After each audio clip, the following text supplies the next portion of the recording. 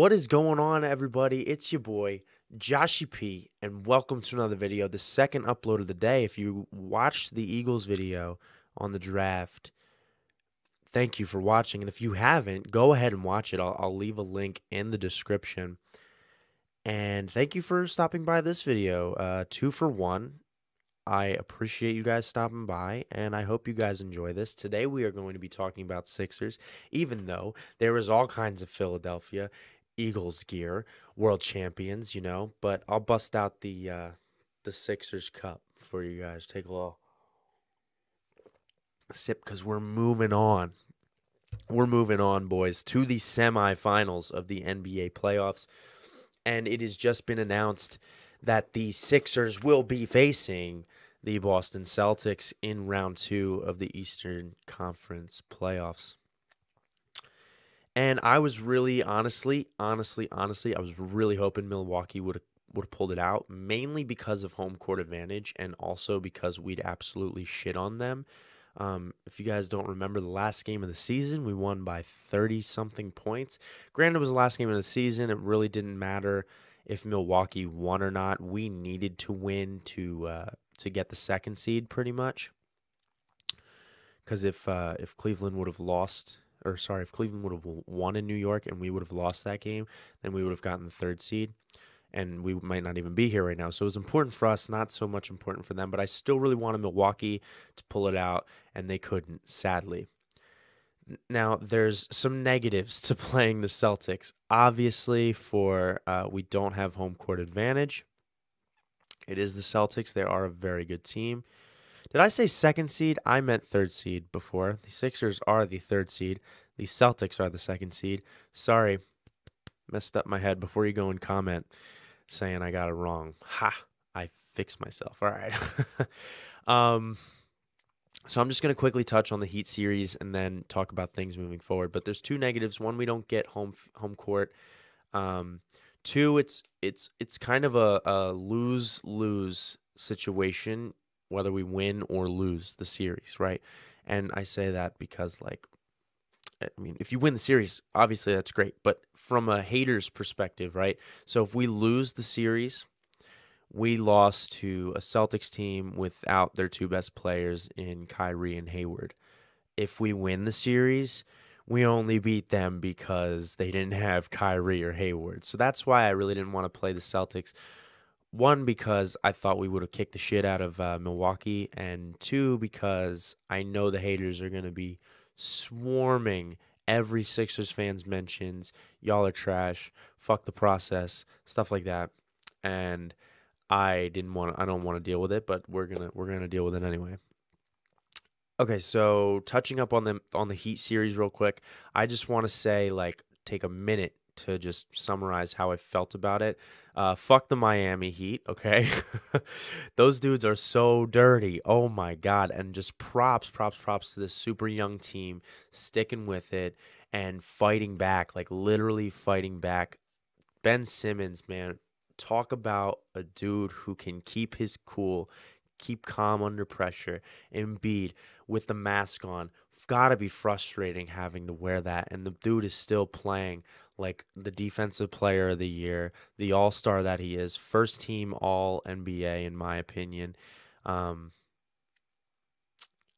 And just great job all around from the team to just put the Miami Heat in their place. 4-1 series, and I predicted a 4-1 series. However, it did not go the way I said. I said we were going to win both at home, take one in Miami, and then win at home again. However, we traded at home and then took both in their court and then won at home again. Either way, I had the series done in 5, and it was done in 5. So hopefully my predictions for the next series go right as well. And there's I'm going to point out a few things. This is going to be a little bit of a longer video about how I'm feeling about this Celtics series and how I think the Sixers are going to fare against them. So now they are playoff hardened a little bit, right? They got the rust off, they got the nerves out. Ben Simmons got even though this dude is if you look at Ben Simmons, you would think he's a 10-year veteran. The man has been playing out of his mind beyond his limits, putting up insane numbers.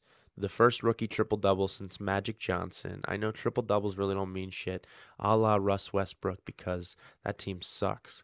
Um, but Simmons just absolutely dominating in that Heat series, needs to come out and do the same thing against the Celtics, right? He's really, and as talented as Embiid is, right? And Embiid's been our best player all year. I think Simmons is more talented, right? He's played basketball longer. It's not a surprise. Simmons was brought up in the LeBron camp, he played at Monteverdi with D'Angelo Russell. Like, he's been around basketball his entire life. And Embiid hasn't. So, like, obviously, Embiid still can be better, right? He's still learning on the fly pretty much everything. I mean, obviously, he's been playing basketball for years now. He understands how the game works, but he's still getting better and better and better. And so is Simmons, though, which is so crazy to see these two young players, like, come up at the same time. Ben Simmons is my age. He's a little, like, I think, like 6 months older than me or something. He's 21. I'm turning 21 soon. So, like, we're really close in age, and it's just crazy to think that someone my age can be doing what he's doing in the NBA with so much lights, camera, like, in his face all the time, so much pressure, and he just always calm and collected. There was a play in the last game against the Heat where he got undercut by Josh Richardson and took, like, the hardest fall, had to have hurt so bad, popped right back up, hit his free throws. Like, and that's another thing Simmons has been doing, is hitting his free throws. Good on him. Everybody always criticizing him, can't hit his free throws, has no shot. What's he go out and do? Hits his free throws in his first playoff series in the NBA. Next thing is Horford versus Embiid. Embiid has put up his worst numbers all season against the Celtics when Horford was covering him. Every other team played amazing against, right? And the Celtics not well because he was guarded by Horford. Now Horford is kind of like his kryptonite, I guess. Like, I don't really understand because I don't think Horford's that good. But honestly, the Celtics really don't have much else besides Horford. They have really, really, really good role players, right? But, like, Horford's kind of their only star right now. Like, I wouldn't consider Jason Tatum or Jaylen Brown or Terry Rozier.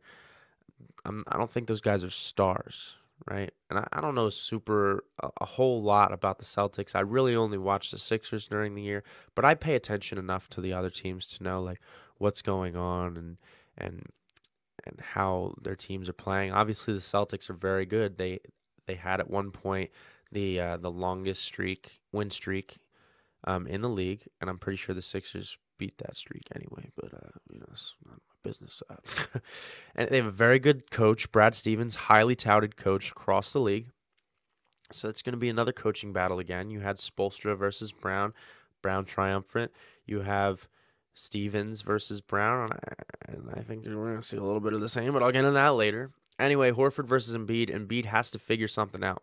And hopefully he doesn't have to wear the mask for too much longer because you can tell it really does mess with him, mess with his coordination. He can't catch the ball as well. He's not dribbling as well. He gets him frustrated, right? So it's like in his head, and he just can't let it get to him.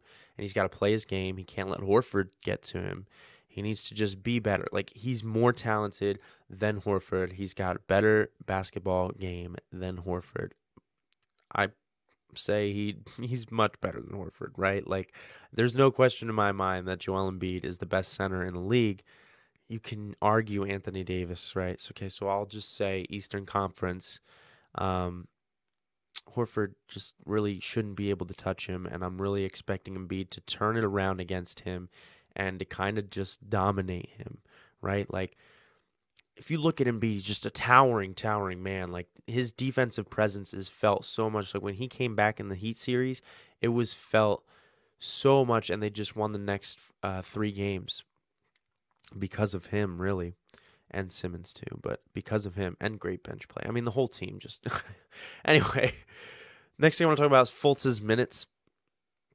He didn't really get a lot of minutes in the Heat series, mainly because Brett knows like he hasn't really gotten a lot of playing time this year, and he doesn't really want to put him in a position where if he were to make a rookie mistake, which is okay to do during the regular season, you can't afford that during the playoffs. And I just hope that Markelle understands that, and I think it's good on Brett for making that a thing, right? Because you can't afford to be making rookie mistakes in the playoffs. Granted, they still happen with Ben. They kind of still happen with Joel. Um, they happen with Dario. They, young guys. It's a young team, and it's still learning to play together, to play better, and take care of the ball. That's another big thing. They won a game with 26 turnovers, by the way. Anyway, TJ's been getting those Fultz minutes, and I could not be more proud of TJ. TJ, the gritness, McConnell, all right? Like, this man just plays with such heart, such passion. He's always going after the ball. He's always getting in people's faces, and I love it. And he's not dirty. Like, he doesn't do it in a dirty way, which is so good. Like, he just plays really, really, really fundamentally sound basketball, and he plays tough, right? He's a small guy. He's not super athletic. Doesn't have a crazy good jump shot, not like really good handles, but the man plays some good ass defense, and he's got really good basketball IQ. He makes really good passes, and that's what he's there for. Come off the bench and relieve Simmons when he's got to catch a breath every once in a while, and he does really, really well. And I don't see Terry Rozier or Jaylen Brown. I mean, Jaylen Brown's probably like a shooting guard or small forward. I honestly don't know who their other point guards are besides Kyrie, and I think Rozier's a point guard. I could be wrong, but anyway, I think TJ can really hold up against whoever their backup is, because TJ's a great backup point guard. And going off of that, we need some more solid bench play, right? So Redick has been he's not on the bench, obviously he's a starter. Redick has been stroking it, right? Dario's been stroking it. He's been playing great. Dario's been playing really, really, really well, and we need more of those two playing really well, along with, like, they're really good complements, right? Rocco, Saric, and Redick are really good complements to Embiid and Simmons. And when any of those three guys come out, you need to replace them with good quality players. Hence Marco Bellinelli. Hence Ersan Ilyasova, who has been playing so well. Justin Anderson, another guy who plays really good defense, really smart basketball. And yeah, he plays strong basketball too. He just plays strong. And we need more of that solid bench play. And we need to, along with that, continue being physical, right? Miami tried to come in and roughhouse us, bully us around, right? Play dirty. I got nothing wrong with playing hard basketball, right? Like, that's good. I like watching hard basketball. But this team did a really good job counteracting that with good physical basketball, good physical defense. They went strong to the rim. Ben Simmons, insane dunks. Like, he can drive the ball. Embiid can play strong, blocks, holds down the paint. We need to keep doing that, right? If someone's going to give you a hard foul, give them a hard foul right back, Like, that's just how it goes sometimes. You don't want dirty basketball, but there's nothing wrong with giving a hard foul. Next thing I want to talk about is we need to win at home. Since we don't have home court advantage, if we can win at home, we should be able to win this series, because the Sixers are so good at home. If you look at the Wells Fargo Center on TV even, it's rocking, Trust the process chants all the time. I mean, I went to games in that stadium just 2-3 years ago, and it was empty, dead empty. We would buy seats on the upper level, and we would go down to the lower level, and you could sit wherever you want because there was no one there. So, like, we would literally be behind the opposing team's bench, like 10 rows, and you can trash talk and do stuff like that. I know they say Philly fans are terrible, but it's funny. but now, if you wanted to do that, you can't, because it's just jam packed, and I love it. I love to see that people trusted the process. They saw it through, and with trusting the process comes Brett Brown. I mean, this dude has endured the most losing of like anyone in the history of the NBA. 10 win seasons, 16, 18, 19 game wins. Like that's it. That's all he would win in a season. Crazy. And you got to say props to Brian Colangelo even for keeping him in there because he is such a good coach and he's proving that game by game. Just watch the tape, like just watch the game. He coaches good X's and O's and also he keeps the locker room together. These guys are friends. These guys are family. They like really bond well with each other and a lot of that goes to Brett Brown and you got to give him props for that.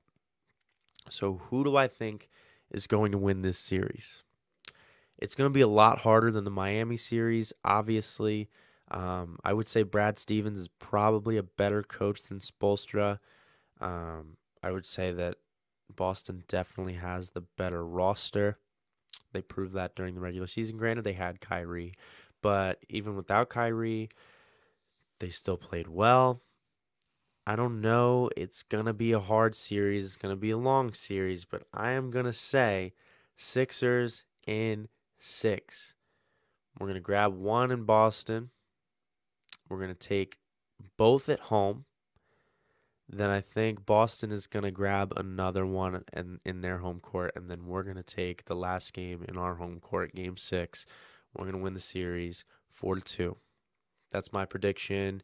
Please let me know, guys, who you think is going to win the series in the comments below. If you want to do me a favor, leave a like on the video. I'd really appreciate it. Also, follow me on Twitter at TheJoshyP. And if you guys want to watch my Sixers draft recap, or Eagles draft recap video, the link is going to be in the description. Thank you guys so much for watching and so much for the support. My return has really been incredible, and I can't thank you guys enough. My name is Josh. I'll see you guys in the next one. Peace.